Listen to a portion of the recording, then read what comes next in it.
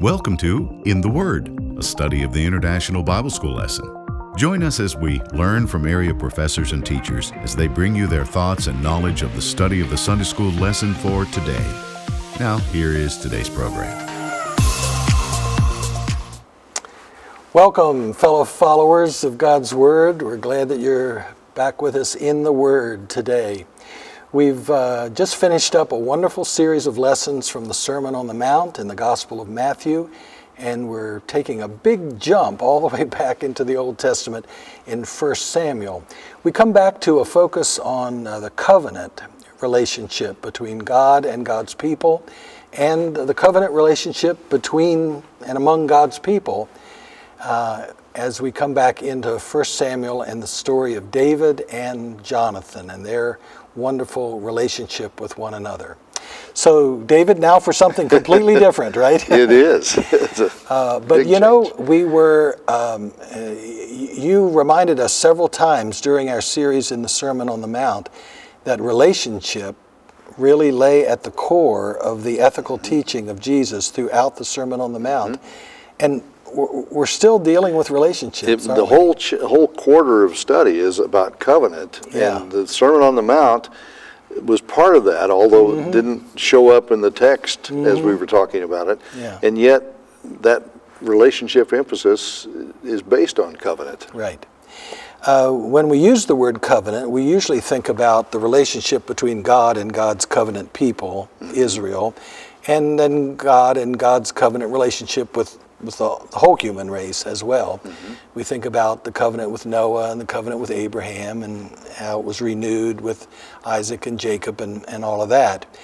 But the covenant story we have today reminds us that God's relationship with us is meant to be emulated in our relationships with one another. Yes, and the term covenant is used in the text as the relationship with David and Jonathan. Right. And we don't normally think about covenant with friendship, but it can be and should be. Right.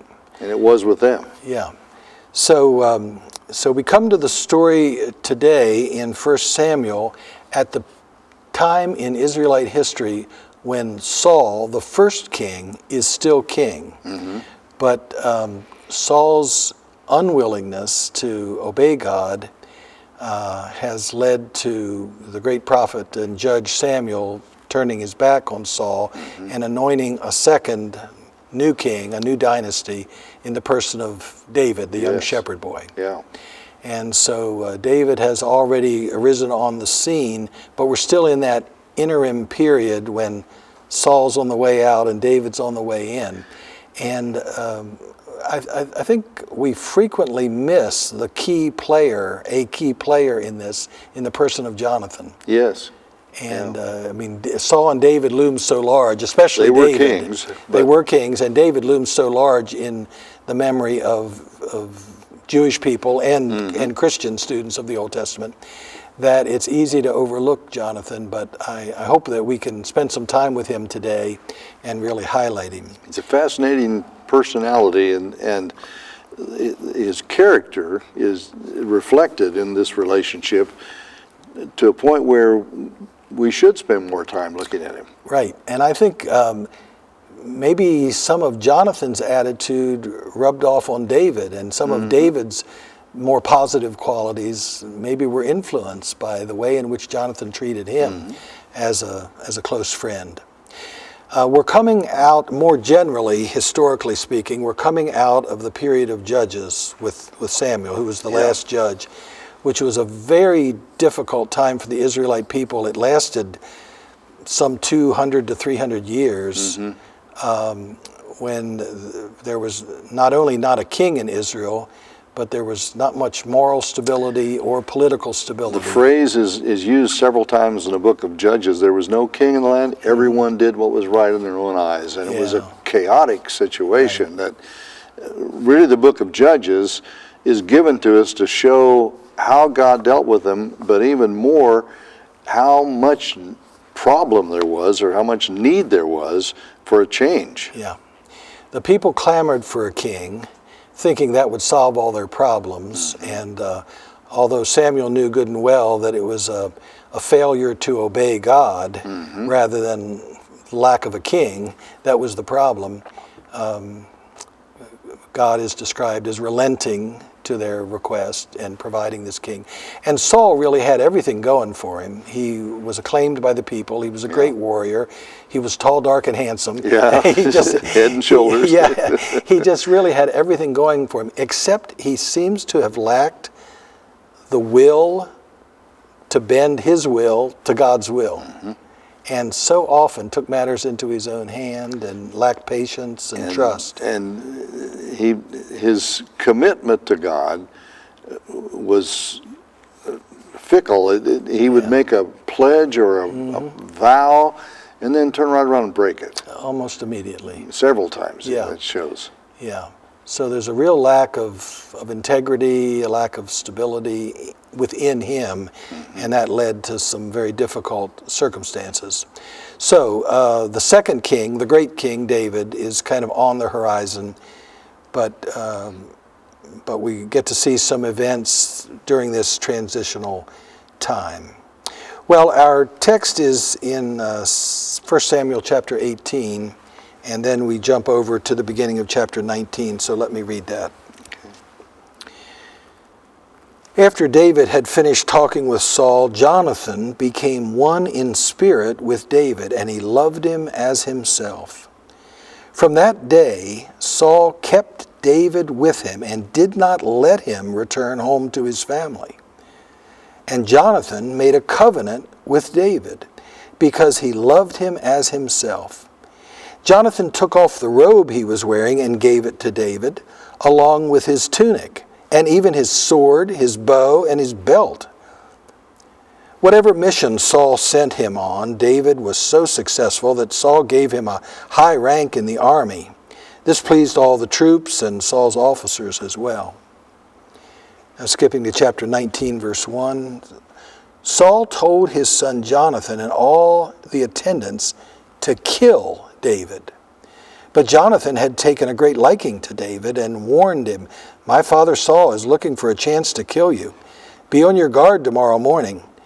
Go into hiding and stay there. I'll go out and stand with my father in the field where you are. I'll speak to him about you and I'll tell you what I find out." Jonathan spoke well of David to Saul his father and said to him, "Let not the king do wrong to his servant David. He has not wronged you, and what he has done has benefited you greatly. He took his life in his hands when he killed the Philistine. The Lord won a great victory for all Israel, and you saw it and were glad. Why then would you do wrong to an innocent man like David by killing him for no reason?" Saul listened to Jonathan and took this oath, "As surely as the Lord lives, David will not be put to death." So Jonathan called David and told him the whole conversation. He brought him to Saul, and David was with Saul as before. Okay. Well, our reading ends on a positive note. It sounds good, It doesn't it? isn't going to last. No. It isn't going to last long. Well, the rest of chapter 18 is reflective of how bad Saul was. Yeah, what we skipped over is shows the negative attitudes of Saul that underlie his actions. It was David's successes, but Saul couldn't handle David's successes. Right. Well, David has served two functions early on.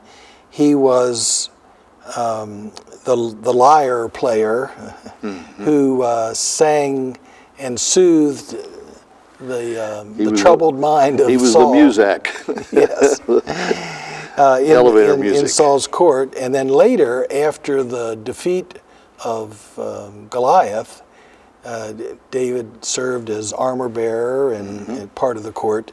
But he must have had a very minor role during all of that, because Saul really doesn't pay him much regard. Well, he rose to prominence. He finally went off as leader in battles and won the battles to the point where people began to sing, "Saul has killed his thousands, but David has killed his 10,000s." Right, and that angered and threatened Saul naturally. Yeah. In the part that we skipped in chapter 18, we see a steadily deteriorating attitude of Saul toward what was once his favorite. In the first place, in the part that we read in verse 2, Saul kept David with him and did not let him return to his family. I suppose you could read that in a positive way, that he valued David so highly that he wanted him with him. But I see that as a negative kind of control by Saul. He wants to keep David right there under his thumb, so he can control the press, he can control everything about David. And then in the part that's not printed, things just get worse and worse. First of all, Saul is angry with him for the reason you just said, his great military success. And then it says he was afraid of him. Even worse, he stood in awe of him, which may sound positive, but because of his awe, he sent David on suicide missions against the Philistines, hoping that the Philistines would kill him, and it didn't happen. And then finally, he married David off to his second daughter, Michal. He promised the first one, and then pulled it back. Married him to Michal, and made the marriage gift that he required from David the forcible circumcision of 100 Philistine warriors. David did 200. Right. Outdid the Saul demand. assumed that David would be killed carrying out that project, but David wasn't. And as a result, it says that Saul was more afraid of David than ever before. So that's what we mean by this steadily deteriorating relationship. In stark contrast to that is the relationship between Jonathan and David. Yes, that's we don't emphasize that because we keep looking at the two kings, David, Saul, and then eventually David. But Jonathan is there and is a strong personality. Yeah. We're very aware of what Saul had to lose because of David's rising star. But I think it would be very important for us to just spend some time to list what Jonathan had to lose from a worldly perspective, and what puts his friendship with David in such a positive, wonderful light. So he was the heir apparent. He was the next king coming, and Saul told him, "Don't you realize David is a threat to your being king?" But Jonathan was willing to give that up because of his friendship and recognition of the abilities and the skills he could see in David. Right. It never actually says it, but I'd like to think that part of Jonathan's attitude toward David was not only his liking for David, which is obvious, but his trust in God as well. I think so too. That he understood that David was the one that God was going to use to take Israel to its next step of greatness. And so his stepping aside was not only an act of friendship, but an act of faith. Yes. Now, I can't point to a verse that says that. We don't see it, and yet but it's there. I'd like to think that there was enough spiritual sensibility in Jonathan that he could see that. So you're saying that Jonathan gave up his right to the throne in his support for David. Could we say anything else that he gave up or did? Well, in making this covenant, he gave part of his clothing and his weapons, which was a typical experience or part of a covenant commitment. I found one commentator mentioned that in the Iliad, Homer's Iliad, you've got two soldiers, Glaucus and Diomede, who gave to each other weapons and clothing as part of a covenant commitment.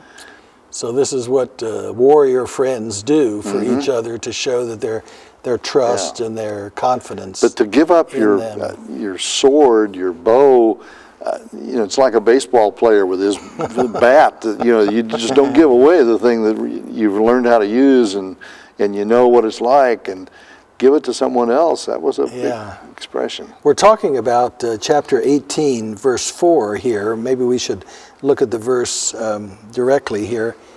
It says that Jonathan, first of all, he gave him his robe, and that would be that cloak, that outer garment that we were talking about in a recent lesson. Now that was probably not a military object. It may have been a royal. It may have been. I mean, he was, as you said, the crown prince. I mean, he was the heir apparent to the throne in everybody's mind except Samuel's, and I guess David's. So this may have been a robe that signified his royal status. And here he is yielding that, symbolic of yielding the throne, which was the point that you were making. Now, the next it says he gave him his tunic. That word is just a generic word for garment. A tunic, strictly speaking, is that light underrobe that we were talking about recently. But it's the word garment, and many interpreters think that it's his fighting attire. It's kind of like his uniform. It's the clothing that he would have worn under the armor. So that probably is a military term. But then, without a doubt, the last three. His sword, his bow, and his belt. Yeah, and the belt is not just holding his trousers up, right? That's what holds the whole armor together. It's what your weapons hang on. So it also is a military thing. So we're talking about Jonathan and just how much he was willing to give up for the sake of his friendship. He gives up his throne, or claim to his throne. He gives up these signs of his royal status and his military prowess.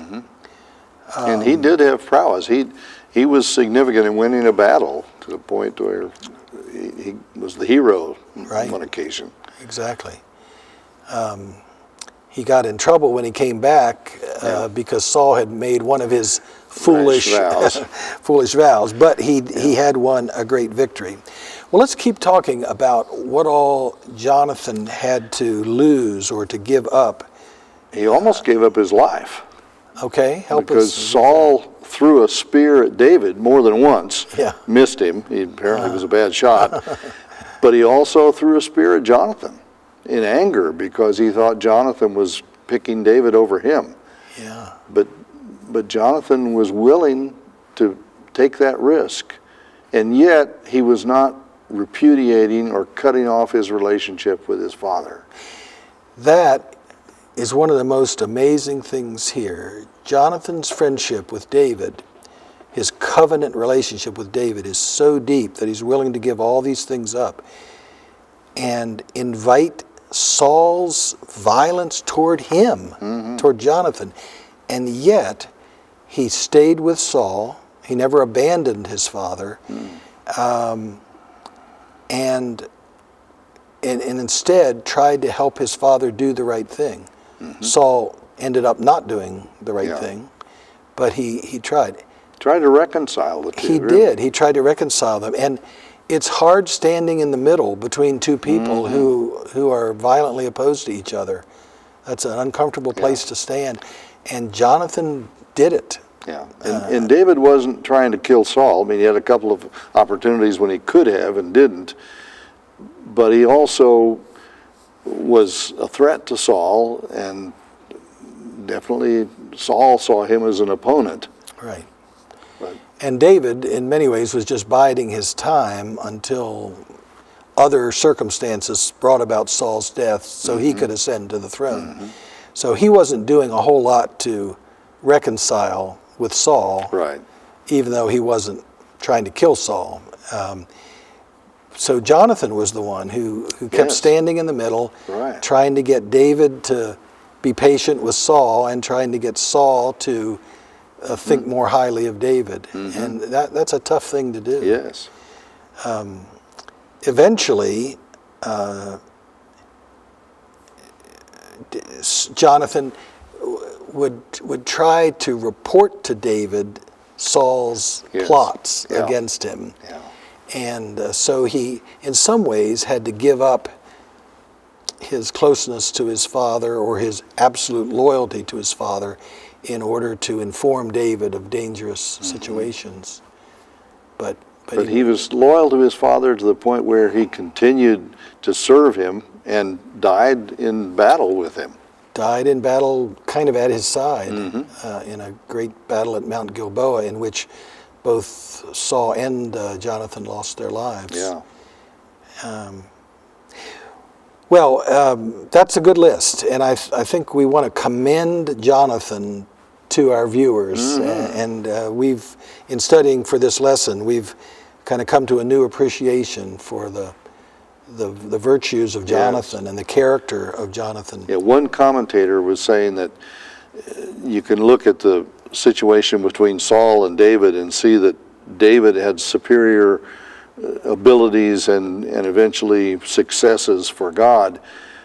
And you can say that Jonathan stepped out of the succession line because he could see David's priority.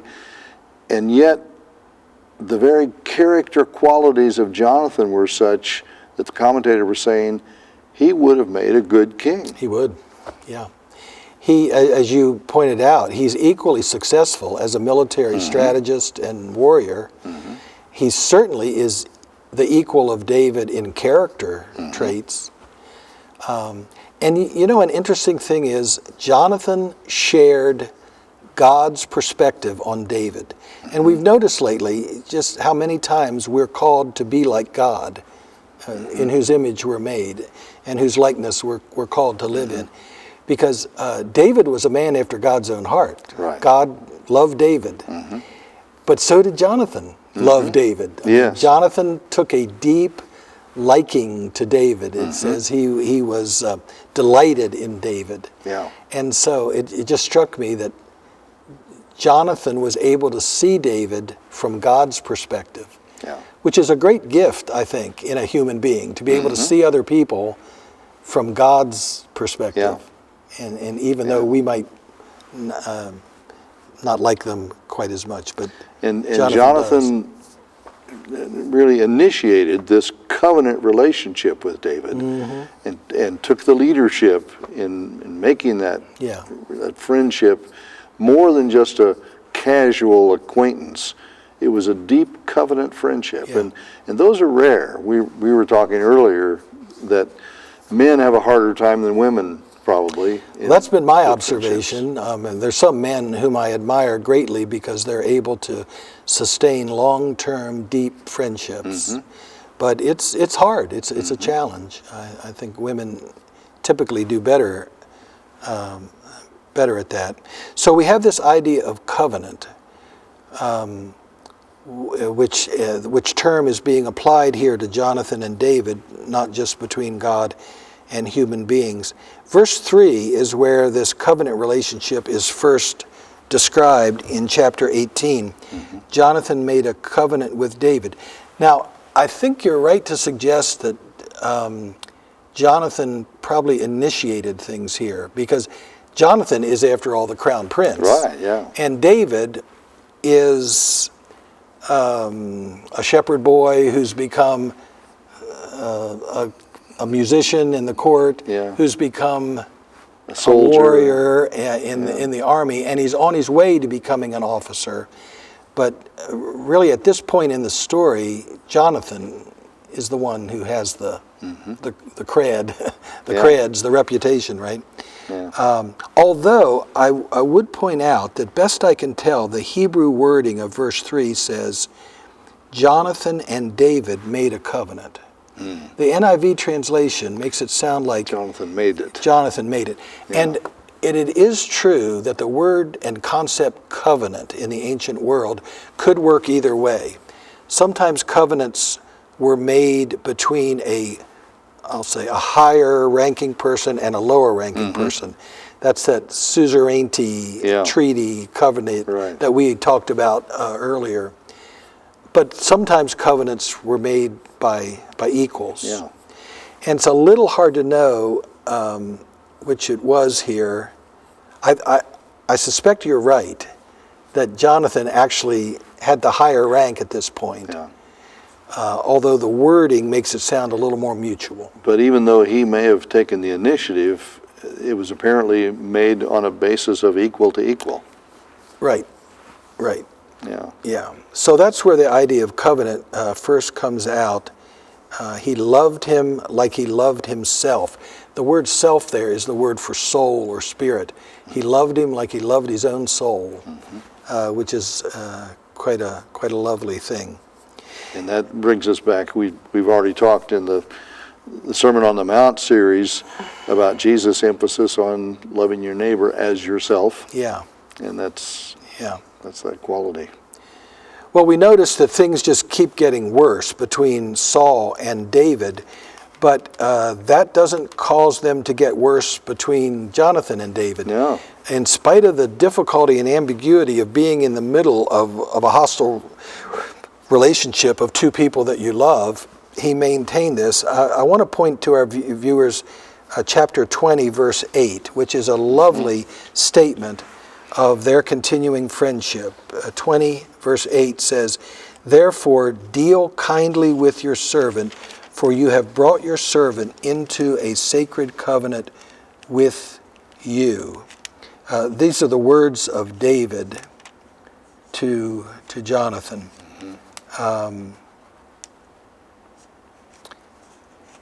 And deal kindly is a phrase we find often in prayers to God. To God.